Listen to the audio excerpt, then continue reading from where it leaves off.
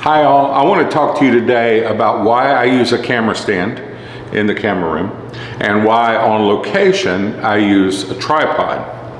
Not to convince you to do so, but to give you information so that you can choose to or not choose to, understanding some of the pros and cons. Certainly it takes a little getting used to if you're a portrait photographer that doesn't use a studio stand, and I would assume the arguments like, you know, I don't want something bulky to have to move, and I would not want a tripod to be used in my camera room. I'm going to be able to roll forward and backward, up and down, different things along those lines. But there's some reasons why the use of a camera stand and or a tripod is very helpful to me. First and foremost, you don't have an amazing portrait of someone if you don't have an amazing expression. And a great photographer once told me that the way you get amazing expressions is you engage the mind of your subjects. Boy, how true that is. It's not like asking somebody to smile or not to smile or just look this way, look pensive, but it's to talk to them, to engage their mind. And engaging their mind to me takes eye contact. I mean, you would probably have a problem if I'm doing this video and I put my camera right here and talk to you the whole time. I mean, so, you know, the camera right in front of this camera and losing a connection with you. The same thing is true or even greater when you're creating a portrait. My ability to communicate is important. And so without a camera stand and by having to hold the camera, it's very difficult for me to do that. The other thing, and it sounds kind of funny, but also my father used to tell me when I mentored under him, he used to say the camera is the object of fear to the average subject. In other words, that camera being so prevalent is kind of the object of fear. He said, just think about it like your dentist's drill. So it's like, that may be a little bit far-fetched, I don't know, but I've always taken it as truth. And so I want to make the camera invisible. And so certainly the camera is going to be in front of the subject. Certainly it's there just like it's there while I'm talking to you. But it can play a different role of significance. And so I want that ability for it to step away, to lean away from the camera, even to walk away a little bit. And I don't shoot with remotes and things where I'm 10 or 15 feet away, but I am getting a few feet away. I'm leaning around them, different things along those lines. And so that ability to engage a subject's mind and then to make the camera invisible, because when I look someone in the eye, they look me in the eye. And I'm able to have a conversation with them that way. So I think that's an important part. The other thing is I find that I get better compositions and more finite qualities when I compose with a camera on a studio stand or a tripod, because I've fixed it, I've looked at it. I'm not like picking it up, pushing it up, picking up, putting it down where maybe it's tipped a little bit or I've got it angled this way or that way, something along those lines.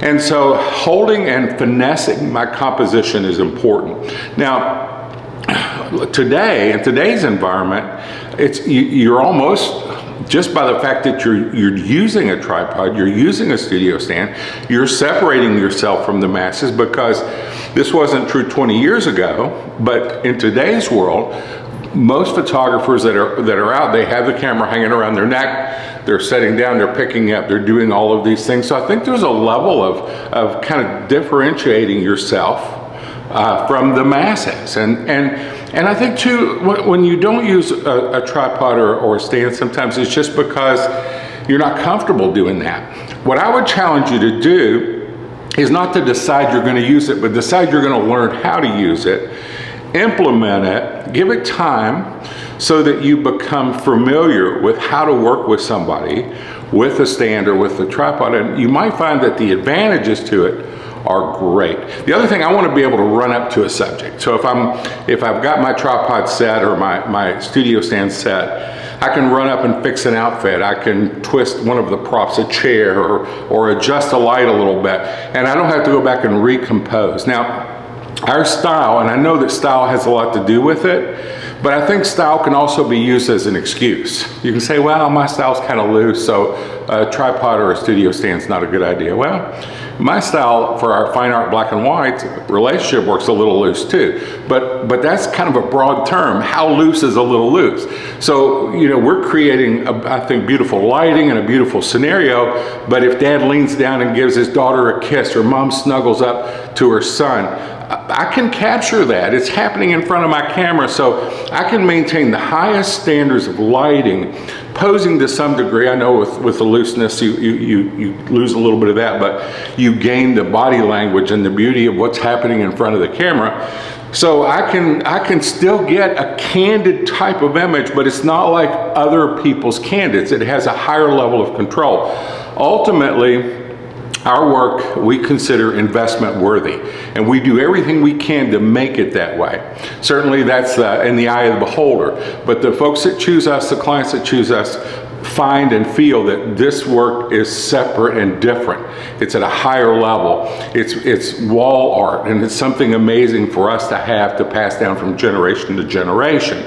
So there's certain qualities that have to be there that require me to do things that maybe go beyond just picking up a camera, kind of point and shooting, go all the way to lighting, posing, you know, all of the backgrounds and the subtleties and the depth and all of those things that go into it. So that's my case for why I always shoot. And when I say always, that means 99% of the time. Yes, I've had 2-year-olds that just won't stand still. I've had to make some decisions like, okay, this camera's coming off the tripod, but I can promise you can count on one hand the times that'll happen in a year where I really lose that ability to be able to use a tripod or a stand. And a lot of times, the reason that we grab a camera off of a tripod or a stand is because we don't know what else to do. Sometimes it's learning little tricks. One of my favorite tricks with a toddler is take a little bitty stool, stand them on it, nothing they're gonna hurt themselves or fall off of, and getting them off their feet kind of secures them in an area for a while. So sometimes I'm able to create images of toddlers and young children without them running by finding another solution that then allows me to apply my light and the qualities that I want it to have. So there's a lot to say, but I wanted this to be kind of a quick video that you would hopefully enjoy. Please like and subscribe our channel. Let me know your thoughts, and Bev and I sure appreciate you.